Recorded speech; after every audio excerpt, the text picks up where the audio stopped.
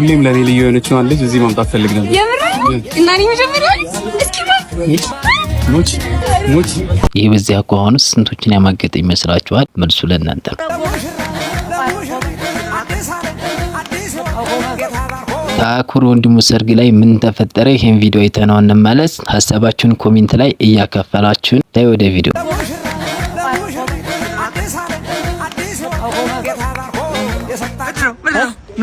ምንድነው ጋሽ ግባ እንጂ ወንድሜ ሰርግ እኮ ነው። የታባ ነው የምገባው? የወንድሜ ሰርግ እኮ ነው። ማን ነው ወንድሜ ያረግ? እናቴቱም ሁለት ቁርጥ ብቻ ነው። ሁለት ቁርጥ ነው ወድህን አስፍተህ መጣ። ይርጋት ምንድነው ዶስ እንዳታረገ ያንሱ ተሽቀብተው ወንድሜ እኮ ነው። ምንድነው ገብቼ ይበላሉ። እኔ እኮ አስጨፋሪ እኮ ነኝ። ይሄ ሰርግ እኮ ካለ ነው ይበላል። እዚህ አስጨፋሪ ታኩር ይባላል። ይሄ ለእናንተ አይመጥንም። አንዴ ታርክ የሰፈሩ ቀዋጭ ነኝ። እዚህ ገብቼ እንትን ሰርጉን እስኪ ጨፍራ ጨፈራ ላይ ጠብቁኝ።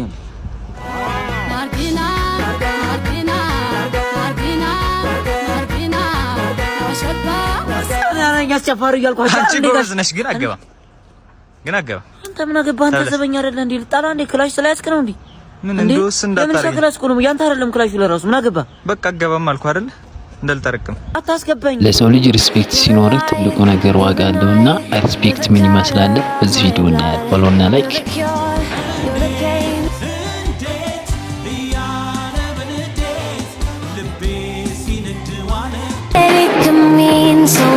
እንደነዚህ አይነት ቪዲዮዎችን ማግኘት ከፈለጋችሁ ደግሞ ይህን ቻናል ፎሎ ማድረጋችሁን እንዳዘነጉ። ጥቂት አስተማሪ የሆኑ ቪዲዮዎችን ስታገኙ ሜንሽን ማድረጋችሁን እንዳዘነጉ የኛን ቻናል። ወደ ቀጣይ ቪዲዮአችን እንላለን። የተማረ ሰው ይመለጣል ይባላል። እርስዎ አልተመለጡምና ምንድነው የመላጣነት መንስኤ ምን ይመስላችኋል? የተማረ ሰው ወይስ የተማረረ ሰው? ሐሳባችሁን ኮሜንት ላይ አድርጉልን። ለማንኛውም ቪዲዮውን እንከታተለው። የተማረ ሰው ይመለጣል ይባላል። እርስዎ አልተመለጡምና ምንድነው ይሄን አባባልስ የተማረ ነው የሚመለጠው የሚባለው ነገር እስቲ ይሄን አባባል እንዴት ያዩታል? ይሄ እንኳን የተሳሳተ አመለካከት ነው። የሚመለጠው የተማረረ እንጂ የተማረ አይደለም። ምክንያቱም የተማረረ ያው ሁሉ ጊዜ እንደዚህ ለብድር ሲል እንደ ድማት ጸጉር ብን እያለ ያልቃል።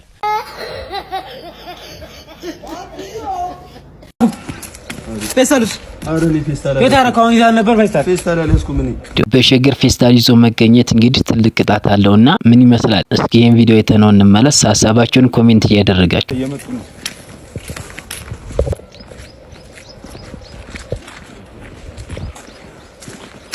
እና ምራስ ጋር ዳቦ ነው ዳቦ። አረ ተልኬ ነው በእናትህ ይከዚ ና